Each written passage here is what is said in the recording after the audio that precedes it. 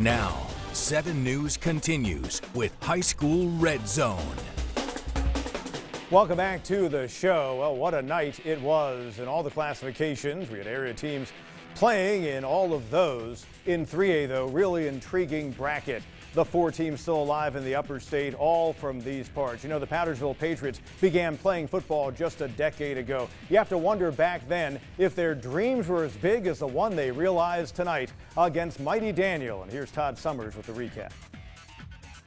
Top-ranked Daniel on the road taking on Powdersville midway through the first quarter. Eli Hudgens fakes the handoff, goes off the right side and into the end zone for the 1-yard score. Patriots lead 7-0. Under 3 minutes to play in the first quarter. 3rd and long. Hudgens throws deep into coverage, but the ball goes off the defender's hands and into the hands of Kyle Rice, who takes it the distance for a 58-yard touchdown. Powdersville leads 14-0. Early second quarter, Blaine Simons throws deep across the middle, and Eli Merck catches it in stride for a 58-yard touchdown as Daniel cuts the lead to 14-7. Midway through the second quarter, the Lions take advantage of the Patriots' third fumble of the half as running back Torrey Shaw goes straight ahead and scores standing up from 2 yards out. Game tied at 14. 16 seconds later, the Patriots retake the lead as Thomas Williams takes the handoff, hits the sideline, and the future Virginia Tech Hokie races 71 yards for the touchdown. Powdersville leads 21-14 at the break. On Daniel's first possession of the second half, Blaine Simons calls his own number, straight ahead, 10-yard touchdown. We're all even at 21. Midway through the third quarter, Eli Hudgens throws deep, and Drake Sloan runs under it and keeps on running 74 yards for the score. Powdersville back on top, 28-21.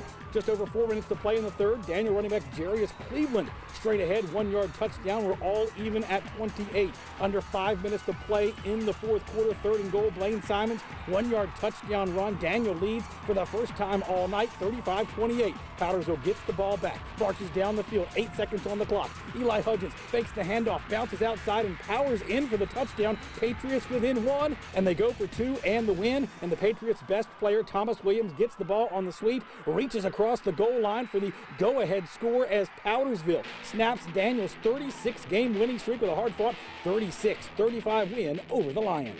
Biggest win yet is. Yeah, before the game I was feeling you a bunch of bull about it's just like any other game, just trying to not overplay or hand or whatever, but tonight was a special night. It means a lot to the program. It means a lot to me too. I got a lot of family over here, a lot of them, and I just had something to prove tonight, and we ended up proving what we needed to prove. In Powdersville, for the High School Red Zone, I'm Todd Summers. Well, how about the emotion there? Now, earlier this season, Clinton went into Chapman and just rolled against the Panthers. Tonight, a rematch on the Red Devils, the unbeaten Red Devils home field. Dan Vasco has the recap. Clinton and Chapman meeting in the 3A Upper State semifinal. In the first, Coleman Gray airing one out to the end zone. It's Sean Cunningham who makes the spectacular grab, a 24-yard touchdown, keeps control to the ground, 7-0 early on in favor of the Panthers. In the second, Bryce Young here for Clinton, going deep to Caden Crawford, who makes a great catch and brings it inside the 10. That would eventually lead to this. Bryce and James in for the touchdown to even the score at 7 apiece. And on 4th and 6, Coleman Gray connecting with Devin Rowe, who makes the overhead catch for a 55-yard touchdown. Chapman back in front, 14-7. Later in the second, Bryce and James taking this one outside to the right sideline and leaps into the end zone for a 10-yard touchdown. The missed extra point keeps the Panthers ahead by 1, 14-13. Red Devils back on the attack, and they go back to Bryson James right up the middle this time for a 25-yard touchdown run. 19-14 Red Devils after the missed 2-point attempt. But they're not done just yet. Later in the second, Jaden Robinson somehow stays on his feet, and it's nothing but daylight in front of him. He goes 76 yards to the house, 26-14. That was the score at the break. In the third, Jyshawn Copeland makes one cut, and he is gone. Nothing but green in front of him, 94 yards for the touchdown.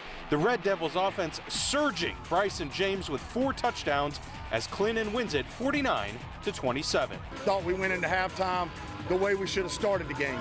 And defense played really good tonight. Offense got it going. And, you know, just proud of our coaches, just proud of our players and the job they did tonight. Our linemen, they was blocking real good today. We all started off slow, but we finished hard. In Clinton for the High School Red Zone, I'm Dan Basco. Powdersville and Clinton move on in the upper state. Lower state, Dillon and Beaufort, the winners there. Meanwhile, in the 4A upper state, 2 teams from the same region still alive. Westside had to travel, Greenville at home. How about the Red Raiders? After an 0-3 start against some really good teams, trying to make it 10 straight wins. When you got MJ Bennett, you like your chances. The guys with the red helmets and all black tonight, oh, they looked fearless at Serene Stadium.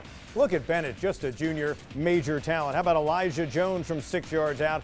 14-0 against Catawba Ridge, one of the recent startups that had won 10 games coming in. Tyler Fickus later picked off by Zion Mills. Big play for Greenville, and then Keontae Mosley scores from 2 yards out. Red Raiders built a 20-0 lead. MJ and crew are moving on with a 15-point win. Man, the energy that we brought to this game, I mean, how much it meant to us, to our seniors from last year. I mean, we got to get back. Now we in the game that we lost in last year, and we got to come out strong. We got to come out hitting on all cylinders, you know what I'm saying? We can't come out slow or inconsistent. We got to be consistent every time. I'm excited for our program to be able to make it to the 4th round again. It's a major progress for our program, and I'm proud of our team and our players, and coaches, and community. They hadn't gotten as far the 4th round as they did last year for 100 years. Now they've gone in back-to-back years. Other side of their bracket, Northwestern, whose only loss this year was at home against Gaffney against Westside. And Cutter Woods and the Rams from Anderson. Jamar Boster on the receiving end. Woods later to Josh Williams. His team was in an early 21-0 hole, but there goes Williams to the house. Woods later trying to get his team back in the game. Just the 3rd meeting all time, the first since 1997. Woods and Williams getting together, couple of passes, but Westside, it was going to be an uphill battle.